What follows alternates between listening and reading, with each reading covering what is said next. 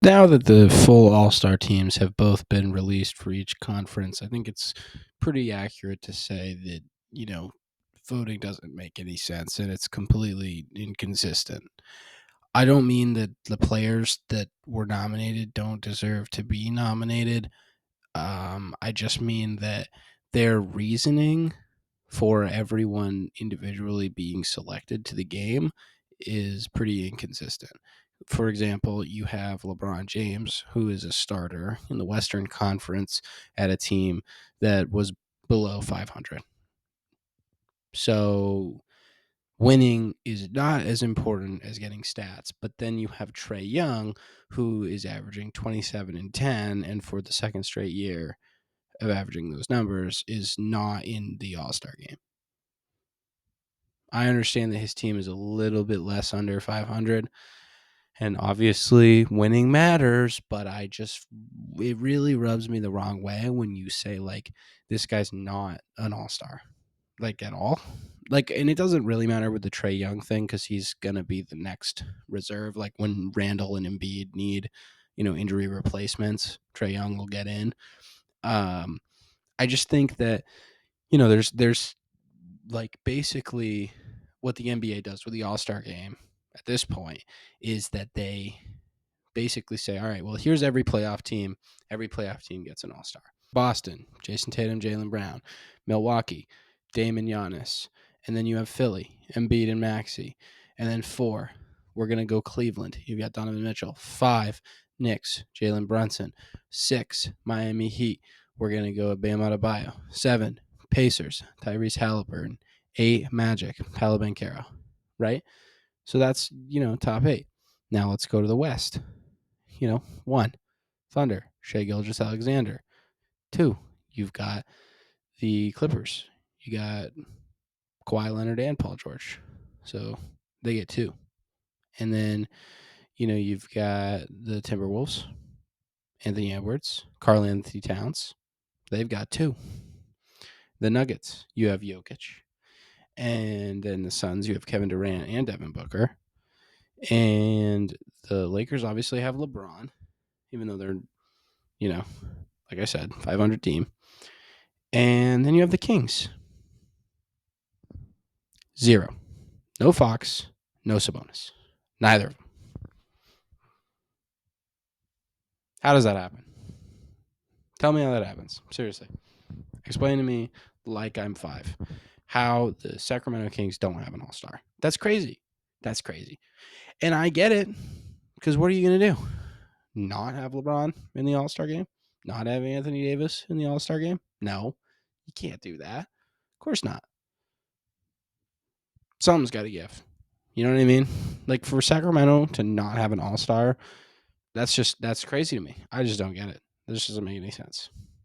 And I could be wrong, but to my knowledge, if you're going to have a replacement star for injury, it has to be from the same conference. It's not a position thing, but it's kind of crazy that a guy like Sengun isn't going to make it. And I understand he shouldn't if you're going to say stats and winning and the combination of both. Like, yeah, he has great stats, but he's not winning. Like, if Sabonis doesn't get in, Sengun shouldn't get in. You know what I mean? Like, that's my personal opinion. But I just feel like JJ Redick talked about this on his podcast about maybe it's time to expand the All-Star game just a little bit. Maybe like 2 players per conference, just something small.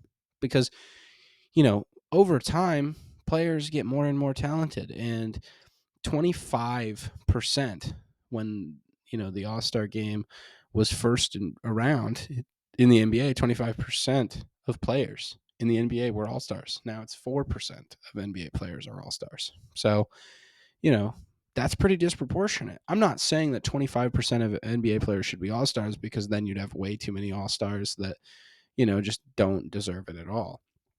But I do think that opening up maybe 1 or 2 per side so that it's a total of 30 all-stars, I think that's fair. Like, if I think of an all-star, I'm definitely thinking of a top 30 player. Maybe you can say, oh no, it has to be top 25, but it's like, I don't know. It's pretty hard for me to say like that LeBron James isn't an all-star. You know what I mean? Like, you can't say that. And you can't say that, I mean, they're really the only guy that I feel like Karl Anthony Towns probably shouldn't be an all-star. I know he just put up 60, but it's like, dude, if the Kings don't have an all-star, tell me how they're winning. Tell me how they're the 5th seed in the West when this video is being recorded. That just doesn't make any sense. That doesn't make sense to me. I'm sorry. And maybe, you know what I mean?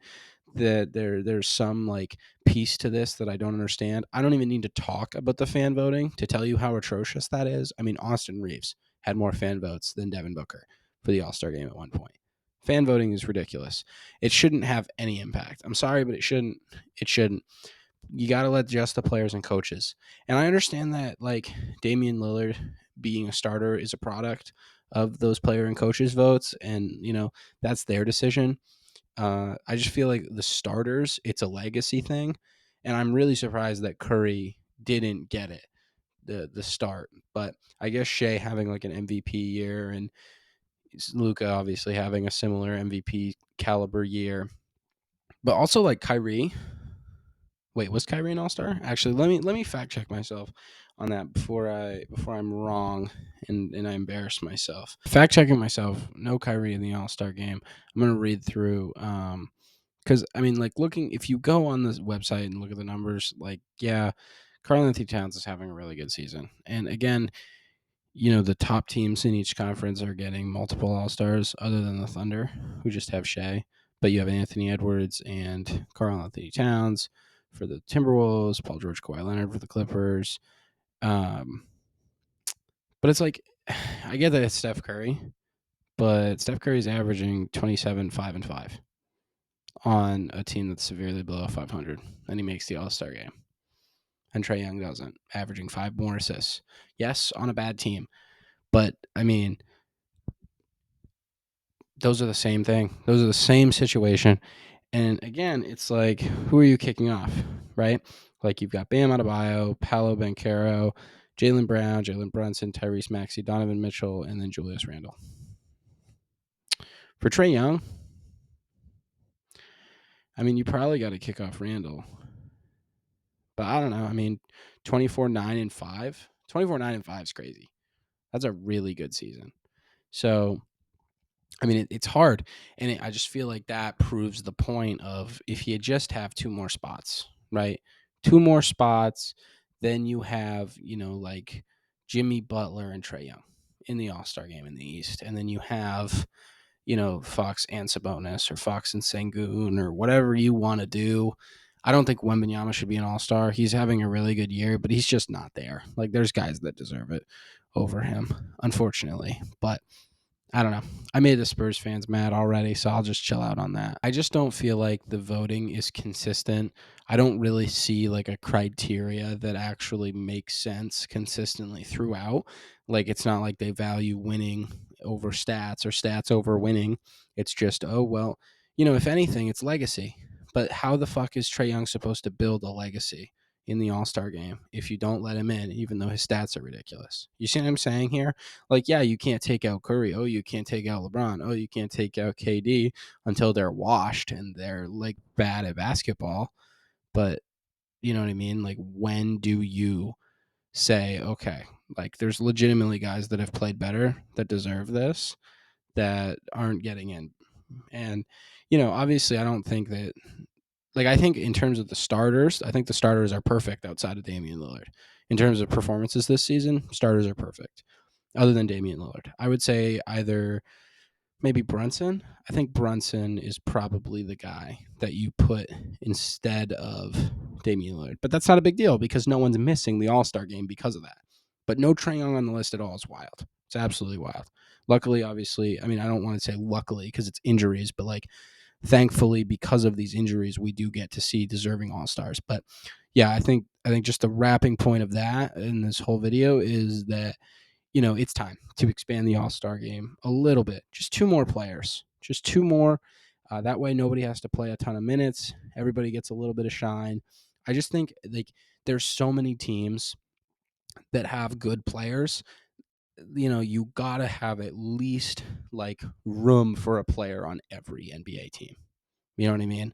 Like every single NBA team has an all-star caliber player, assuming everyone's healthy. You know, like Cade Cunningham could be an all-star. LaMelo Ball could be an all-star. You know what I mean? Like, I don't know about Kyle Kuzma or Jordan Poole, but like, you know what I mean? Like every team has a talented player, a talented enough player that's going to put up some stats. So, you know, I get it that you don't want a guy like Kyle Kuzma to be an all-star just because of what that means for his legacy when they're on a garbage team. But realistically, like a lot of the top teams take up 2 spots, and you know, guys like Trae Young are always the ones that get stiffed.